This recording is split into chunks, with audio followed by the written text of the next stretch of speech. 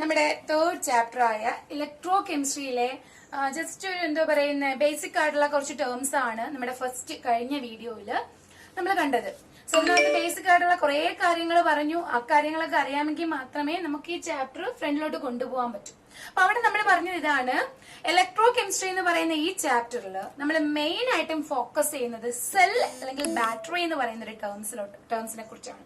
അപ്പൊ നമ്മൾ ആദ്യം പറഞ്ഞു സെൽസ് മെയിൻലി രണ്ട് ടൈപ്സ് ഉണ്ട്. ഏതൊക്കെയാ? ഒന്ന് ഇലക്ട്രോ കെമിക്കൽ സെല്ലും മറ്റൊന്ന് ഇലക്ട്രോലിറ്റിക് സെല്ലും. മറന്നു പോയിട്ടുണ്ടെങ്കിൽ നിങ്ങൾക്ക് അത് എന്താണെന്ന് അറിയാൻ ബാക്കിന്ന് വായിച്ചാൽ മതി എന്ന് ഞാൻ പറഞ്ഞു. ഇലക്ട്രോ കെമിക്കൽ സെൽ ബാക്കിന്ന് വായിച്ചാൽ സെല്ലാണ്, കെമിക്കൽ ആണ്, ഇലക്ട്രിക്കൽ ആണ്. സെൽ എന്ന് വെച്ചാൽ എന്താ? അതൊരു ഉപകരണമാണ്. So the device which convert the chemical energy into electrical energy. അതാണ് എന്തോന്ന്? Electro chemical. അതിന്റെ ഓപ്പോസിറ്റ് ആണ് ഇലക്ട്രോലിറ്റിക് എന്ന് പറയുന്നത്. സോ ഈ രണ്ട് ടേംസും നമുക്ക് വളരെ വളരെ ഇമ്പോർട്ടന്റ് ആണ്. നമ്മൾ ഇനി അങ്ങോട്ട് പോകുന്തോറും ഇലക്ട്രോലിറ്റിക് എന്ന് പറയുന്ന വേർഡ് കുറെ തവണ റിപ്പീറ്റ് ചെയ്ത് വരും. അപ്പൊ എന്താണെന്ന് നല്ലോണം ഡെഫിനിഷൻ മനസ്സിലാക്കി കൂടി തന്നെ പഠിക്കുക. സോ അവിടെ നിന്ന് നമ്മൾ പറഞ്ഞു ഒരു ഇലക്ട്രോ കെമിക്കൽ സെല്ലിന് ഉദാഹരണമാണ് ഡാനിയൽ സെൽ എന്ന് പറഞ്ഞു. ഈ ഡാനിയൽ സെൽ എന്ന പേര് വരാൻ കാരണം ഡാനിയൽ എന്നൊരു സയന്റിസ്റ്റുമായി റിലേറ്റ് ചെയ്തിട്ടാണ്. ദെൻ ആ ഡാനിയൽ സെല്ലിന് എന്തോ ഒരു പ്രത്യേകത ഉണ്ടാവണമെന്നും പറഞ്ഞു. എന്താ പ്രത്യേകത? അവിടെ ആനോഡായിട്ട് സിങ്കും കാഥോഡായിട്ട് കോപ്പറും മാത്രമേ ഉപയോഗിക്കാവൂ. സിങ്ക് അല്ലാതെ മറ്റൊരു മെറ്റലും ആനോഡായിട്ട് യൂസ് ചെയ്യാൻ പാടില്ല. കോപ്പർ അല്ലാതെ മറ്റൊരു മെറ്റലും കാഥോഡ് ആകാനും പാടില്ല. ഏത് സെല്ലില്? ഡാനിയൽ സെല്ലില്. എന്നാൽ നിങ്ങൾക്ക് ഇഷ്ടമുള്ള ഏത് എലമെന്റ് വേണോ ആനോഡും കാഥോഡും ആയിട്ട് ആക്ട് ചെയ്യാം നമ്മുടെ ഇലക്ട്രോ കെമിക്കൽ സെല്ലിനകത്ത്. സോ അതാണ് മെയിൻ ഡിഫറൻസ് എന്ന് പറയുന്നത്. അപ്പോ ഒരു ഇലക്ട്രോ കെമിക്കൽ സെല്ലിന് ഉദാഹരണമാണ് നമ്മുടെ ഡാനിയൽ സെൽ. ആ ഡാനിയൽ സെല്ലിന് ഉണ്ടാകേണ്ട കുറച്ച് പ്രത്യേകതകൾ പറഞ്ഞു. എന്നാൽ ഇതേ ഡാനിയൽ സെല്ലിനകത്ത് വരുന്ന ഒരു ടൈപ്പ് സെല്ലാണ് ഓൾട്ടൈക് സെൽ അല്ലെങ്കിൽ ഗാൽവാനിക് സെൽ. ഓൾട്ടൈക് സെല്ലിന്റെ മറ്റൊരു പേരാണ് ഗാൽവാനിക് സെൽ. അവിടെ രണ്ട് കണ്ടീഷനുകളാണ് പറഞ്ഞത്. ഒന്നാമത്തെ കണ്ടീഷൻ, അവിടെ ഇൻവോൾവ് ചെയ്യുന്ന സ്പീഷ്യസ്, അതായത് ആ റിയാക്ഷനകത്ത് പാർട്ടിസിപ്പേറ്റ് ചെയ്യുന്നത് ആരൊക്കെയാണോ അവരുടെയൊക്കെ കോൺസെൻട്രേഷൻ എന്തായിരിക്കണം? ഒന്നായിരിക്കണം, യൂണിറ്റി ആയിരിക്കണം. അതർവൈസ് രണ്ടാമത്തെ കണ്ടീഷൻ പറഞ്ഞു, ദെൻ അവിടുത്തെ പൊട്ടൻഷ്യൽ എന്ന് പറയുന്നത് അതും ഈ പറഞ്ഞ ഒന്ന് തന്നെ ആയിരിക്കണം, വെറും ഒന്നല്ല, 1.1 ആയിരിക്കണം. സോ ഇൻവോൾവ് ചെയ്യുന്ന സ്പീഷ്യസിന്റെ കോൺസെൻട്രേഷൻ ഒന്നും അവിടുത്തെ പൊട്ടൻഷ്യൽ 1.1 സോ അത്തരം സെൽസിനെ നമ്മൾ വിളിക്കുന്ന പേരാണ് ഗാൽവാനിക്. ഗാൽവാനിക്കിന്റെ മറ്റൊരു പേരാണ് ഓൾട്ടൈക് സെൽ. ദെൻ അവിടെ നമ്മൾ നേരെ ചാടി സെൽസിന്റെ കൺസ്ട്രക്ഷനിലോട്ടൊക്കെ പോയായിരുന്നു. ഫസ്റ്റ് വരുന്ന ഇലക്ട്രോഡിനെ ആനോഡ് എന്ന് വിളിച്ചു. ആനോഡിന്റെ ചാർജ് നെഗറ്റീവ് ആണെന്ന് പറഞ്ഞു. അവൻ എന്ത് ചെയ്യും? ഇലക്ട്രോണിനെ ലൂസ് ചെയ്യും, അതായത് ഓക്സിഡേഷന് വിധേയമാകും. രണ്ടാമത് വരുന്ന ഇലക്ട്രോഡ് കാഥോഡ് ആണ്, അവന്റെ ചാർജ് പോസിറ്റീവ് ആണ്.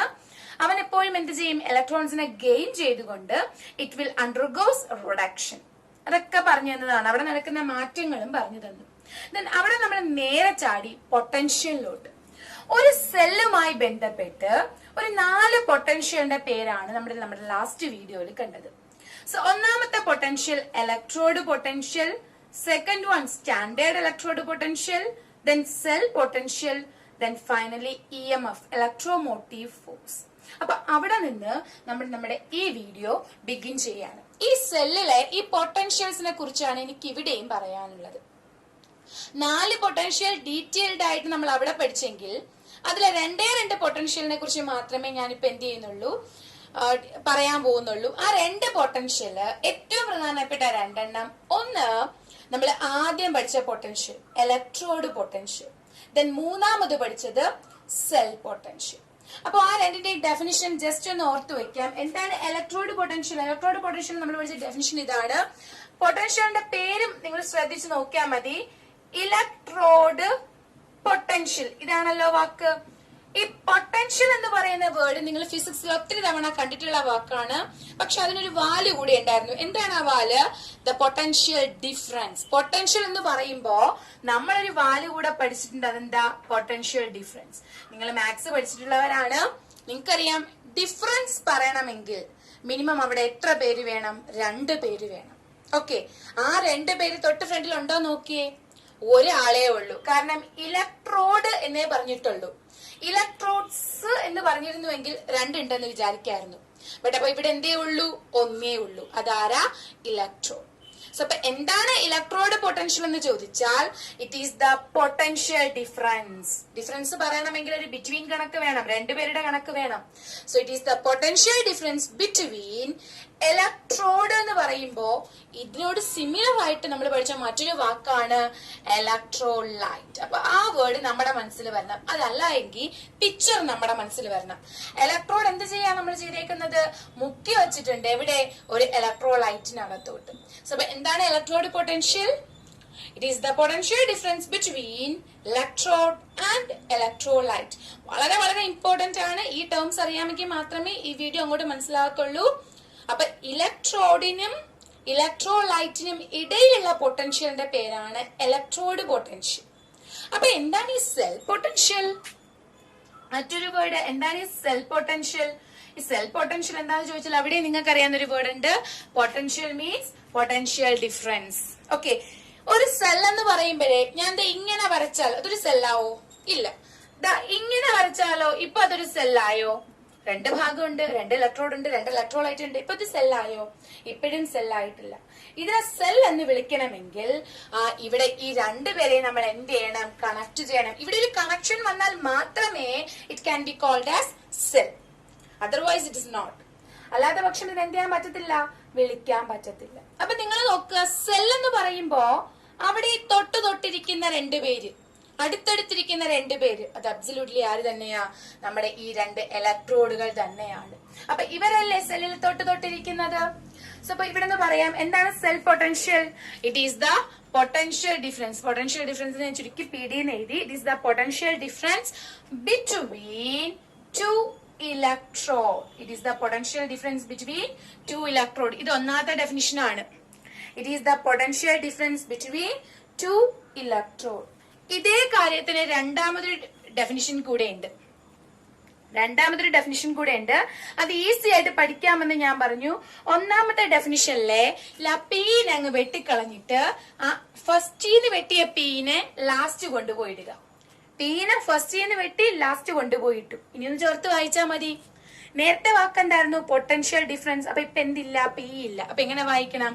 It is the difference between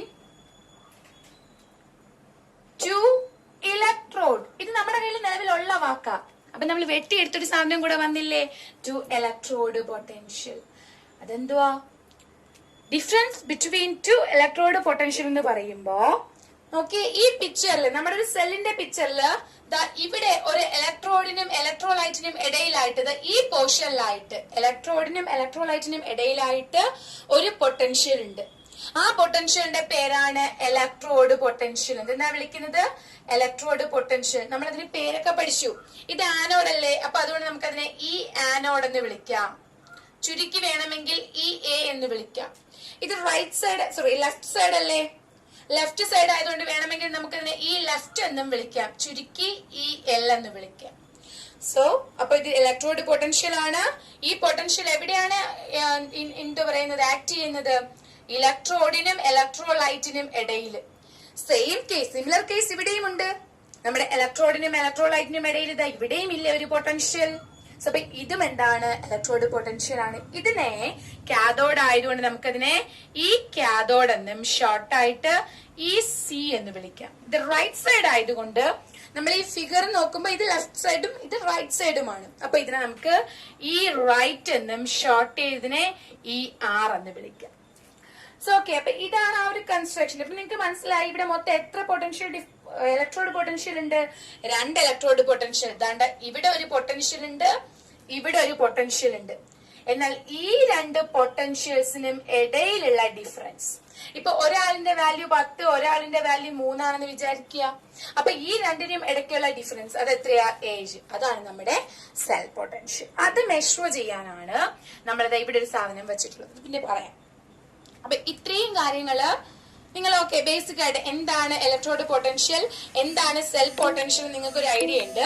അപ്പൊ അവിടെ നിന്ന് ഞാൻ അടുത്ത ടേമിലോട്ട് ഇതുമായി റിലേറ്റ് ചെയ്ത് നമുക്ക് കുറച്ച് കാര്യങ്ങൾ കൂടെ പറയാനുണ്ട്. ആ ടേംസിലോട്ടാണ് പോകുന്നത്.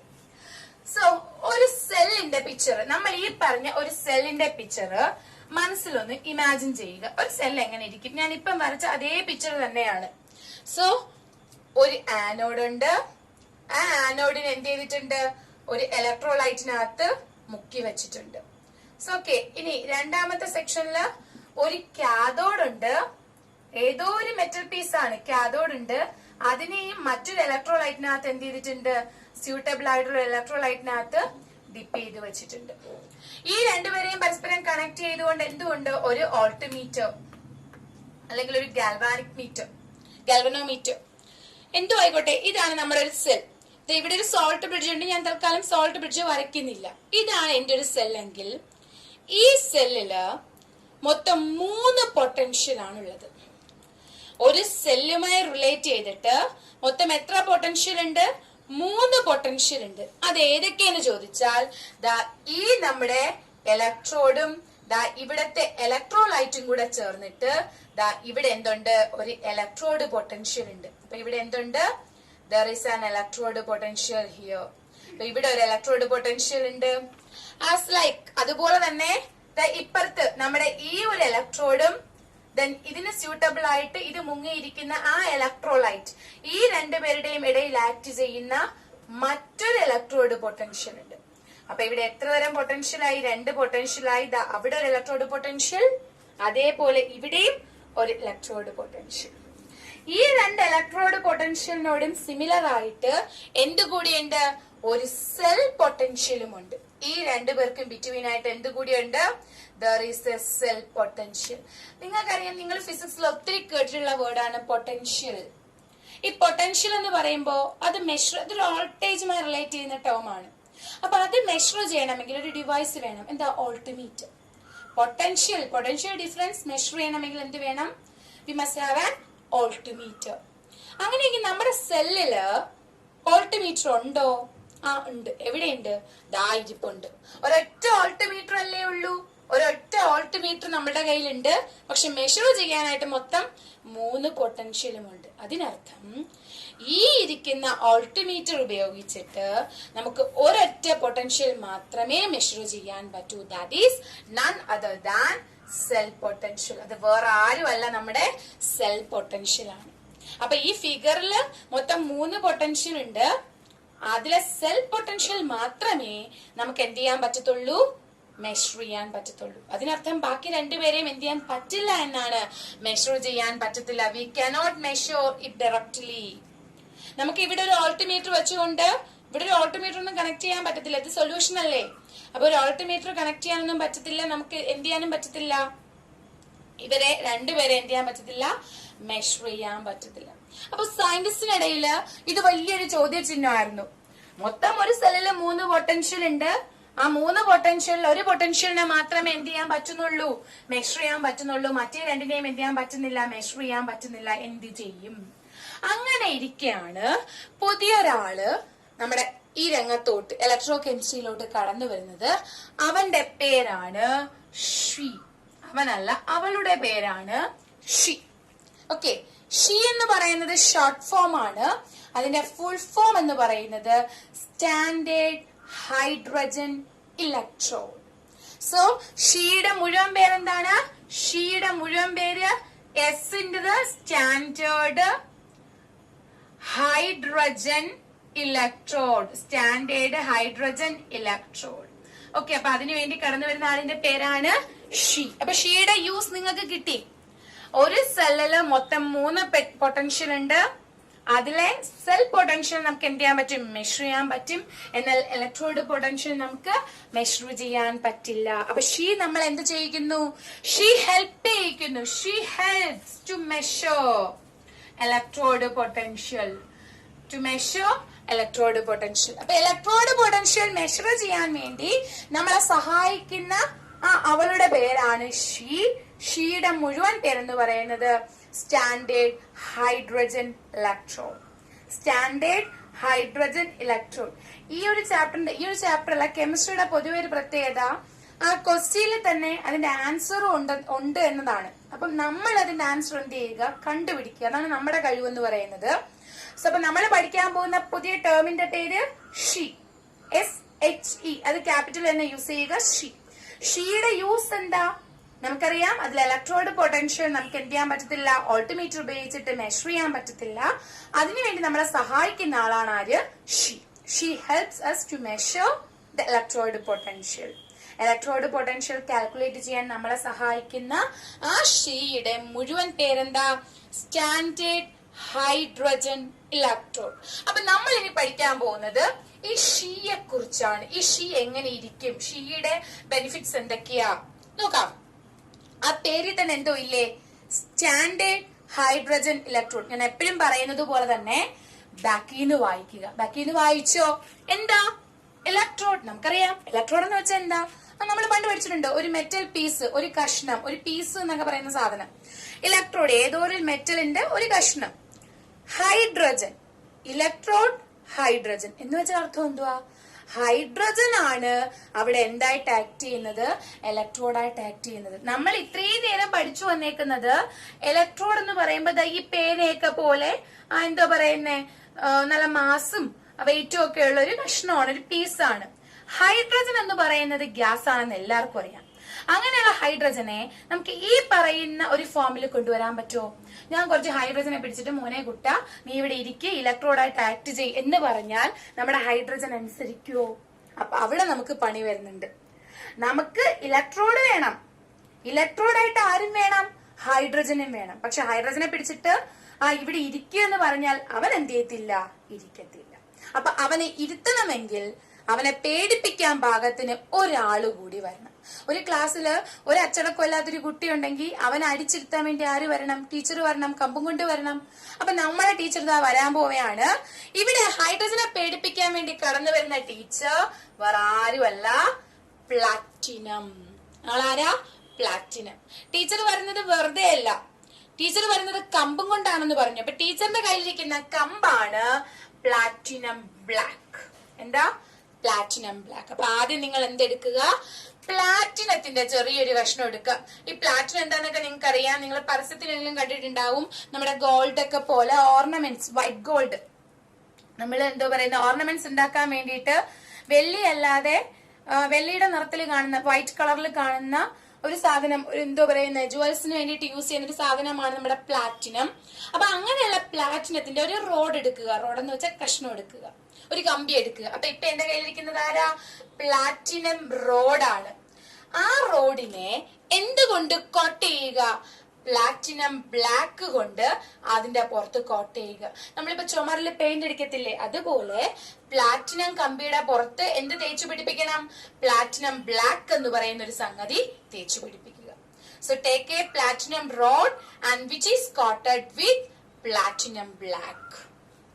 ഓക്കെ, കമ്പുള്ള ടീച്ചർ വടിയും കൊണ്ട് ടീച്ചർ നിൽക്കുകയാണ്. എന്നിട്ട് കുട്ടിയോട് പറയും, കുട്ടി മര്യാദക്ക് ഇവിടെ കയറിയിരുന്നു, ഇല്ലെങ്കിൽ ഇപ്പൊ തല്ലി കിട്ടുമെന്ന്. കുട്ടി എന്ത് ചെയ്യും, നല്ല അനുസരണാശീലത്തോടു കൂടി അങ്ങ് കയറിപ്പോരും. അപ്പോ ഈ ഹൈഡ്രജൻ, ഞാൻ പറഞ്ഞു ഹൈഡ്രജൻ ഗ്യാസ് ആണ്, ഞാൻ കുറച്ച് ഹൈഡ്രജനെ പിടിച്ചു നിർത്തി അവൻ ഇവിടെ ഇരിക്കത്തില്ല, ഇറങ്ങിപ്പോവെന്ന്. അവൻ ഇറങ്ങിപ്പോവാതിരിക്കണമെങ്കിൽ ടീച്ചർ ക്ലാസ് റൂം എന്ത് ചെയ്യണം, ആദ്യം അങ്ങ് ലോക്ക് ചെയ്യണം. അപ്പൊ ഇവിടെ ഈ പ്ലാറ്റിനം റോഡിനെ നമ്മളൊരു കണ്ണാടി കുഴലിനകത്തോട്ട് ഇറക്കി വെക്കുകയാണ്. ഇല്ലാന്നുണ്ടെങ്കിൽ ക്ലാസ്സിൽ കയറുന്ന കുട്ടി എന്ത് ചെയ്യും, ഇറങ്ങിപ്പോരും. അപ്പോ അത് തടയാൻ വേണ്ടി നമ്മളിതാ ഇവനൊരു കണ്ണാടി കുഴലിനകത്തങ്ങ് ഇറക്കി വെച്ചു. സോ ഇതിനകത്തോട്ട് നമ്മൾ ആരെ പാസ് ചെയ്യിക്കുന്നു, ഹൈഡ്രജൻ ഗ്യാസിനെ പാസ് ചെയ്യിക്കുന്നു. പ്രഷറിലാണ്, എത്രയാ, 1 bar pressure, under 1 bar pressure. അപ്പൊ ഷീയുടെ പകുതി കാര്യങ്ങളായി.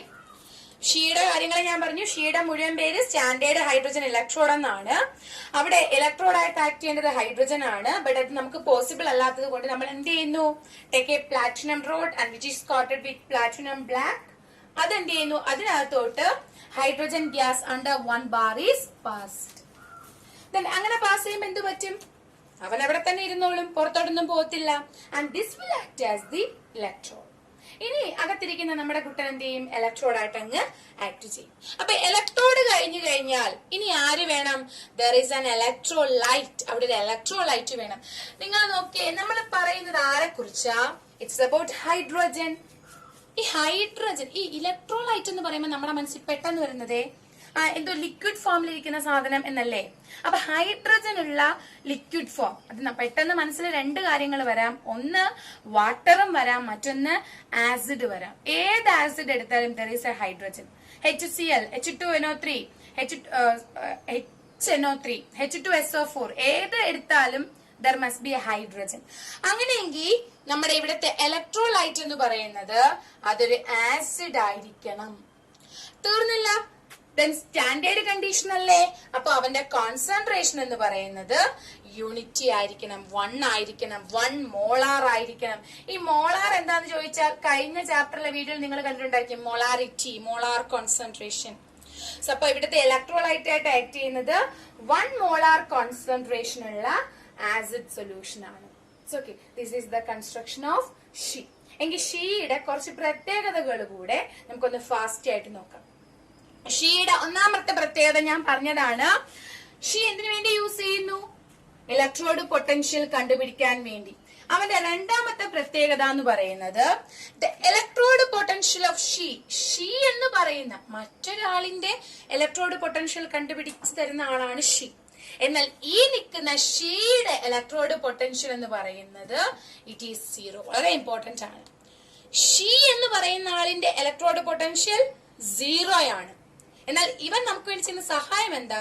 മറ്റൊരാളിന്റെ ഇലക്ട്രോഡ് പൊട്ടൻഷ്യൽ ഇവൻ എന്ത് ചെയ്യും? കണ്ടുപിടിക്കും. ഇവന്റെ രണ്ടാമത്തെ ബെനിഫിറ്റ്സ് എന്താന്ന് ചോദിച്ചു കഴിഞ്ഞാൽ, ഷീ എന്ന് പറയുന്ന ഇവന് ആനോഡായിട്ടും ആക്ട് ചെയ്യാൻ പറ്റും. It can B act as cathode also. ഇതിന് ആനോഡ് ആവാനും കഴിയും, കാഥോഡ് ആവാനും കഴിയും. ഷീയുടെ പൊട്ടൻഷ്യൽ 0 ആണ്. ഒപ്പം ഷീക്ക് ആനോഡ് ആകാനും പറ്റും. She can be act as cathode. അതിനൊരു ഉദാഹരണം ജസ്റ്റ് ഒന്ന് പറയാം. നമ്മൾ സിങ്കും കോപ്പറും ഒക്കെ കണ്ടവരാണ്. ഒരു ഈസി വേയിൽ എന്ന് പറയാണ്. സിങ്കും കോപ്പറിലും നിങ്ങൾ പഠിച്ചിട്ടുണ്ട്. സിങ്ക് എന്തായിട്ട് ആക്ട് ചെയ്യും? ആനോഡായിട്ട് ആക്ട് ചെയ്യും.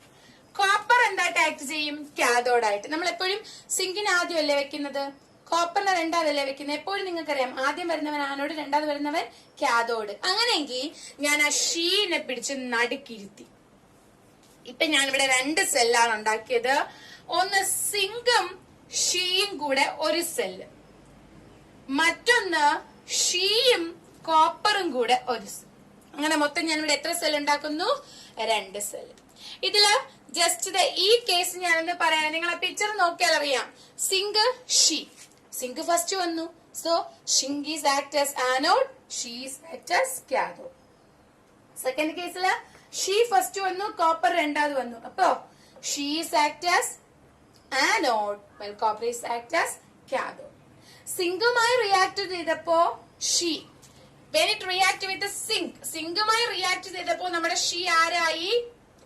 ഷീ കാഥോഡായി. ഷീ ആരായി? കാഥോഡായി. ഓക്കെ. എന്നാൽ ആരുമായിട്ട്? കോപ്പറുമായിട്ട് റിയാക്ട് ചെയ്തപ്പോ നമ്മുടെ ഷീ ആരായി? She will be act as the anode. അപ്പൊ ഷീയുടെ കുറച്ച് പ്രത്യേകതകളൊക്കെയാണ് പറഞ്ഞത്. സോ അതിന്റെ ബാലൻസ് ടോപ്പിക് നമുക്ക് നമ്മുടെ അടുത്ത വീഡിയോയിൽ ഡിസ്കസ് ചെയ്യാം.